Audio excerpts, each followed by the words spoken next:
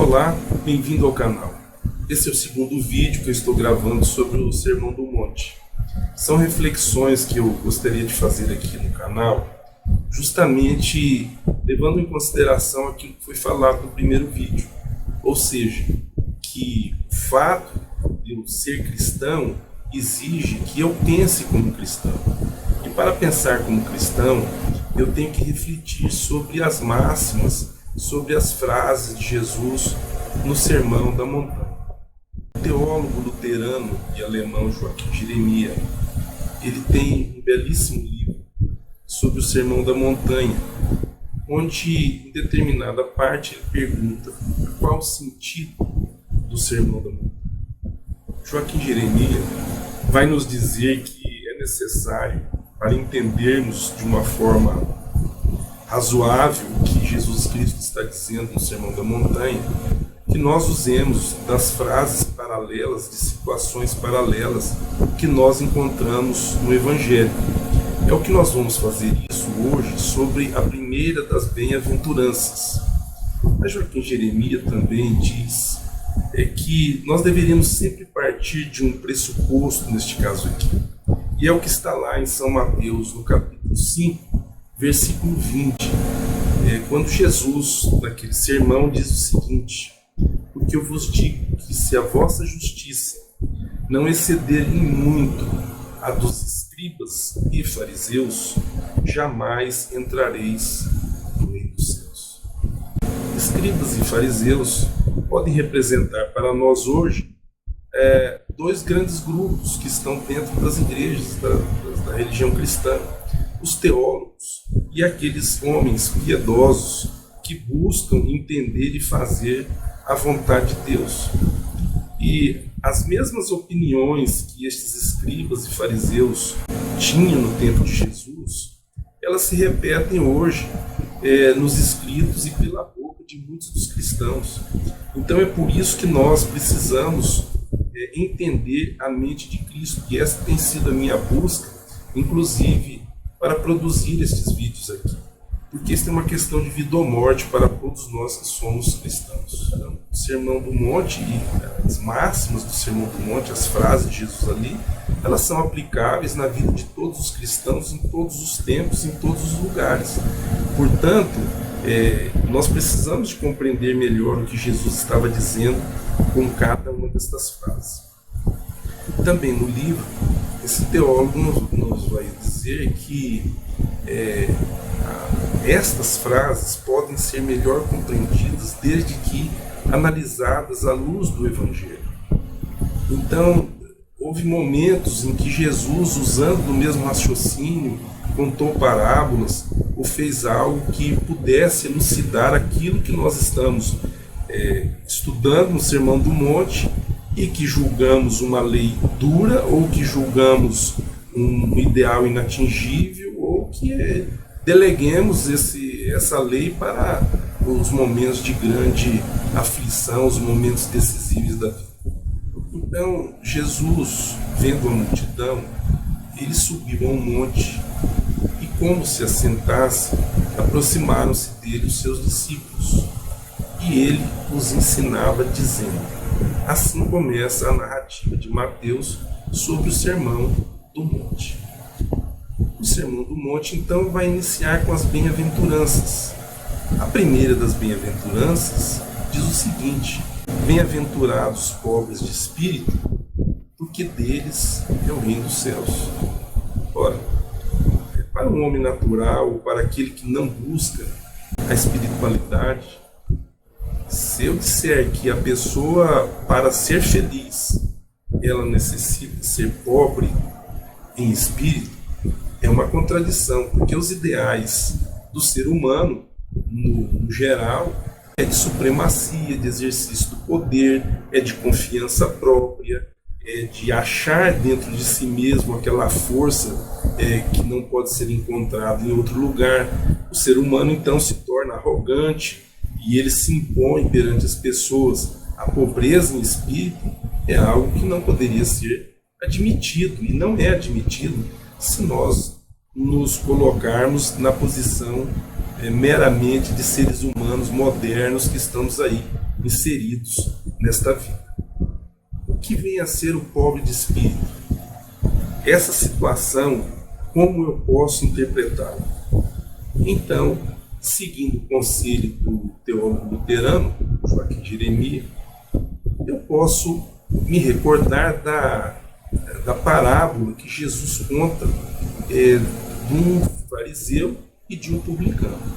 Como eu já disse aqui, os fariseus eram um grupo importante dentro do Estado de Israel ali na época de Jesus. Na verdade, esse partido político ele se origina do momento em que, nas lutas contra os inimigos, contra aqueles que estavam dominando o povo judeu, justamente no século anterior ao que Jesus viveu, eles então se conscientizaram de que toda aquela situação difícil que havia para eles era justamente por haverem abandonado os preceitos de Deus. Então os fariseus constituíam um partido importante no meio do povo de Israel, no sentido de serem rígidos, de serem observadores e irrepreensíveis da lei, de todos as normas que havia ali, de qualquer natureza que fosse. Eles eram homens rígidos. Já os publicanos eram considerados traidores da pátria, porque era aquele grupo de pessoas que estavam a serviço dos romanos. Eles participavam da administração romana, coletando impostos e outras atividades. Então, diante da forte oposição que havia entre a religião judaica e romana, a forma de pensar dos judeus, dos romanos, e a opressão que o Império Romano fazia contra os judeus, eles eram muito mal vistos. Então Jesus, utilizando desses dois grupos, ele suscita uma parábola dizendo o seguinte: havia um fariseu e havia um publicano. Lógico que o fariseu era aquele bem visto aos olhos de todos, tido como alguém incorruptível, bom sujeito, eram, socialmente falando.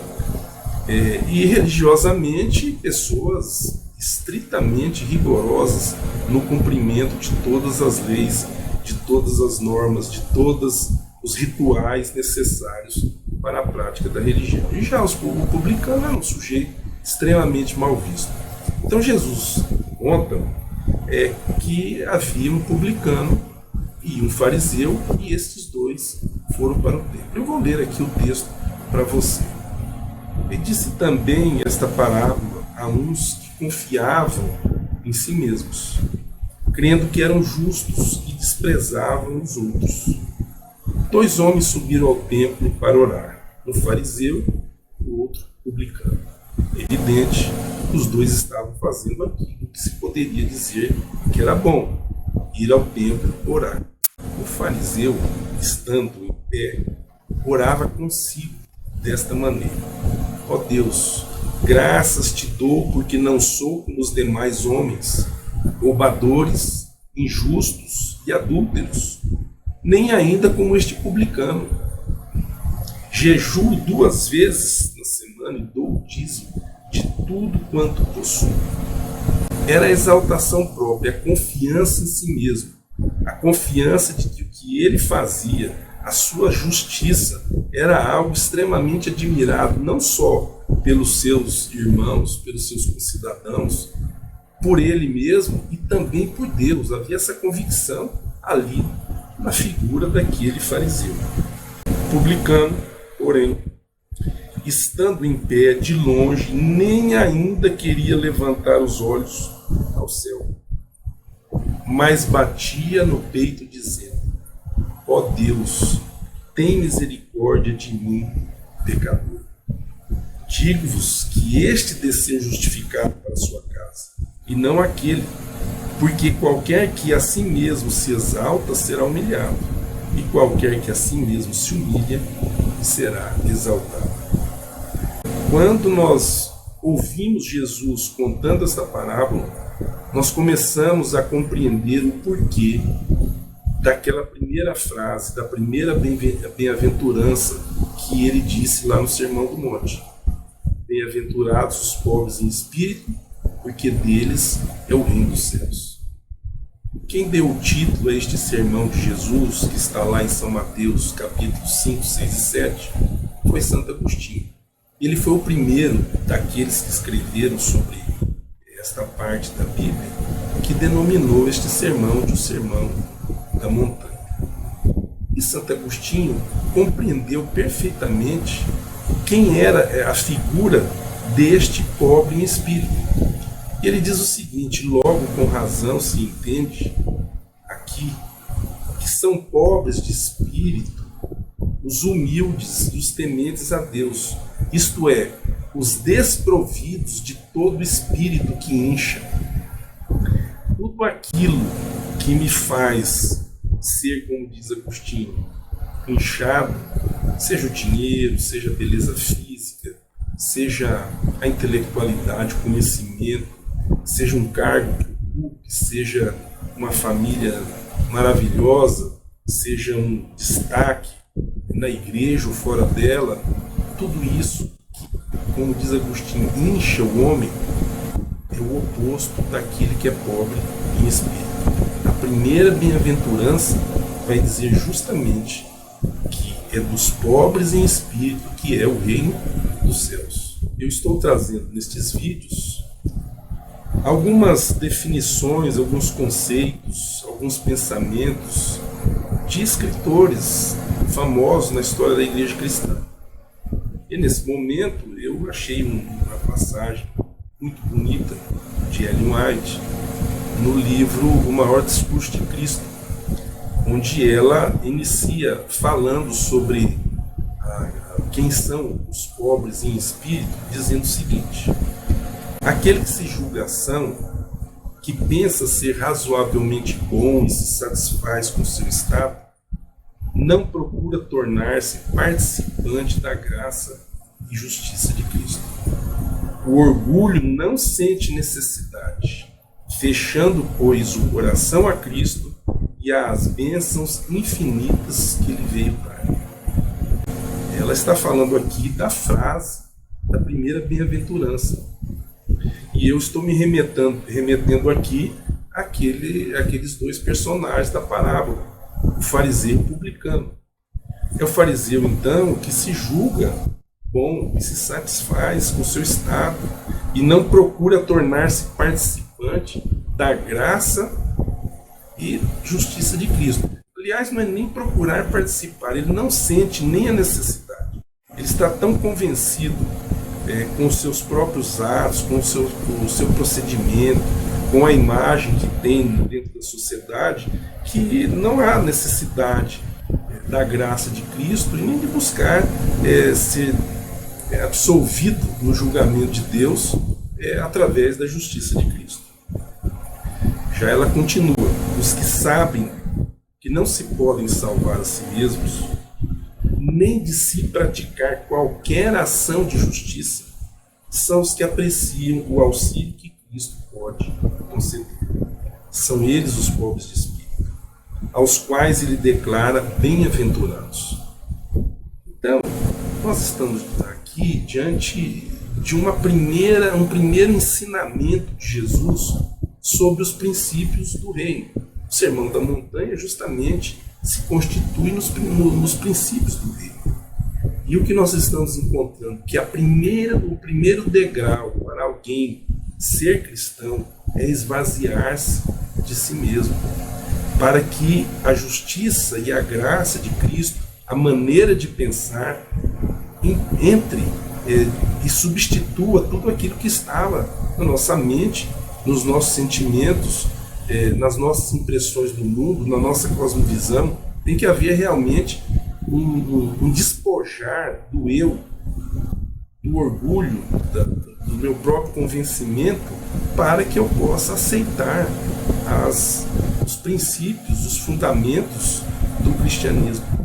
Huberto Roden, que é um teólogo católico, escritor de muitos livros, ele vai dizer o seguinte sobre o Sermão da Montanha. O Sermão da Montanha convida o homem a abdicar definitivamente do seu velho ego pecador, despojar-se do homem velho e vestir-se do homem novo, da nova criatura em Cristo, feita em verdade, justiça e santidade. Isto, inegavelmente, um convite para o homem se deitar sobre a mesa da operação e sofrer uma intervenção cirúrgica sem anestesia de espécie alguma, suportando todas as dores necessárias para que o novo homem crístico possa nascer sobre as ruínas do velho homem luciférico. Essa é a expressão de Humberto Roda. Ora, eu não vou ser cristão se eu tiver de mim mesmo a impressão, o convencimento de que as minhas obras me justificam perante Deus. É a velha maneira que nós temos, muitas vezes, em oração, de nos justificar perante Deus. Olha, eu pequei, mas foi por isso, sofri uma influência, os meus pais, e assim eu vou procurando justificar aquilo que fiz. Aliás, essa foi a atitude de Adão, a mulher que tu me deste. Quando Adão vai conversar com Deus ali na virada do dia, Deus pergunta o que tinha acontecido, e então Adão já se justifica. Olha, eu errei. Ele até reconhece, mas dizendo, foi a mulher que tu me deste. E quando a mulher é chamada para a conversa, o que é que ela diz? A serpente. E nós então não somos capazes o suficiente de reconhecermos a responsabilidade, a nossa impossibilidade de atuarmos de uma forma correta perante Deus, e passamos a nos justificar, a buscar as razões dos meus atos. Ora, mas essa busca das razões pelos meus atos, elas não são suficientes para me colocar numa posição correta perante Deus. Sabe, eu sou advogado e eu já participei de muitos julgamentos e muitos processos de natureza criminal. E o que eu percebo é que a grande dificuldade de muitas pessoas no momento de elaborar a sua própria defesa é não reconhecer o erro que cometeram. A palavra de Deus, lá em Provérbios, no capítulo 28, versículo 13, diz que o que encobre as suas transgressões jamais prosperará, mas o que as confessa e deixa alcançará misericórdia.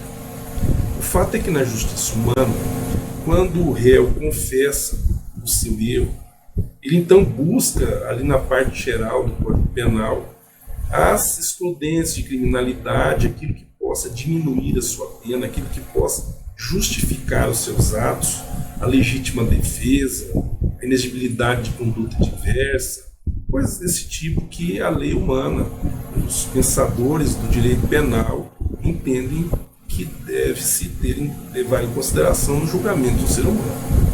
No entanto, quando nós estamos perante Deus, não há excludente de criminalidade, não há legítima defesa, não há inexigibilidade de conduta diversa. Quando eu estou no tribunal de Deus, quando eu estou me defrontando com Deus, não há como qualquer tipo de justificativo.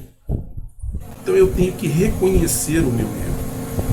O pobre em espírito é aquele que, se despindo de qualquer justificativa própria, reconhece não somente o seu erro, mas ele busca em Deus a justificação, e ele então se alegra porque ele está agora justificado. Isso pode parecer assim algo um pouco, não sei se difícil, mas é algo extremamente importante, porque milhares de pessoas têm se iniciado no cristianismo sem essa concepção. Então se tornam cristãos perseguidores, cristãos fariseus de verdade, cristãos que, se julgando superior aos outros, têm como se absolver vendo a enorme culpa do seu semelhante. Mas seja culpa pequena ou grande, no tribunal de Deus não há esse tipo de absolução. É necessário que nós sejamos justificados por Jesus Cristo. Aquele que encobre as suas transgressões, jamais prosperará, mas o que as confessa e deixa, alcançará misericórdia. Quando eu me esvazio, reconheço que nada sou, que eu não tenho como resolver o problema das minhas propensões pecaminosas, porque cada um de nós tem a sua. Eu não quero que você me conte a sua e eu não vou contar aqui a minha. Mas todos nós temos essas propensões. A ponto do apóstolo Paulo, em Romanos, dizer o quê? Miserável homem que eu sou. Miserável homem que eu sou. Quem me livrará do corpo desta morte? Porque aquilo que eu quero fazer, eu não faço. Mas aquilo que eu não quero fazer, é isso que eu faço. Essa foi a exclamação, talvez, do príncipe dos apóstolos. Aquele que era o mais versado, que conhecia mais, aquele que talvez intelectualmente fosse o mais preparado, e aquele que tinha uma personalidade extremamente agressiva, que foi transformada pelo Espírito no trabalho de Deus, ele se tornou o grande apóstolo. Evidentemente que ele exclama: miserável o que eu sou, quem me livrará do corpo dessa morte? Ora, quando eu confesso as minhas transgressões, quando eu reconheço as minhas incapacidades, quando eu reconheço o meu pecado, quando eu não estou mais olhando para a condição miserável do meu semelhante, mas eu estou tendo empatia em relação a ele, porque eu também me vejo na mesma condição, eu estou agora me liberando de um fardo, que é o da busca da justificação pelos atos religiosos, pelos próprios méritos. Jesus convida: olha, vocês venham até mim, o meu fardo é leve, o meu jugo é suave. Não que Deus retire, não que Jesus retire da nossa vida as nossas lutas, mas Ele nos convida a caminhar com Ele no jugo, e o jugo é aquele instrumento que se usava para que dois animais puxassem uma carga, uma carroça, um carro de boi, como nós conhecemos aqui no Mato Grosso do Sul. E muitas vezes um dos dois não puxava como deveria, e a sobrecarga era para o outro. Jesus está nos convidando a andar com Ele e receber o jugo dele, porque o meu fardo é suave, o meu jugo é leve. É Ele que vai puxar a nossa carroça, é Ele que vai nos dar libertação. Mas para isso, o primeiro passo do cristão é reconhecer a sua impossibilidade. Amigo e amiga, essas reflexões que eu estou fazendo aqui é uma forma de eu dizer para as pessoas aquilo que eu tenho pensado, refletido sobre religiosidade. E muitas vezes eu sou extremamente decepcionado comigo mesmo, com a minha religiosidade. Eu vejo o que acontece à minha volta, e isso pode nos tirar a esperança. Porém, o que eu estou dizendo aqui é justamente que, se nós reconhecermos a nossa possibilidade, Ele vai nos dar o futuro, Ele vai nos levar as nossas cargas, e nós estaremos andando numa vida leve, sem essa enorme responsabilidade de se justificar perante Deus. Também eu não posso perder a esperança. Martinho Lutero disse o seguinte: quando eu olho para mim mesmo, não vejo como posso me salvar. Mas quando eu olho para Jesus, eu não consigo ver como é que eu poderia me perder. Que Deus abençoe você. Eu te convido aí a compartilhar esse vídeo com outras pessoas, se você gostou e assistiu até aqui, e se inscrever no canal para nos ajudar nesse projeto. Um abraço.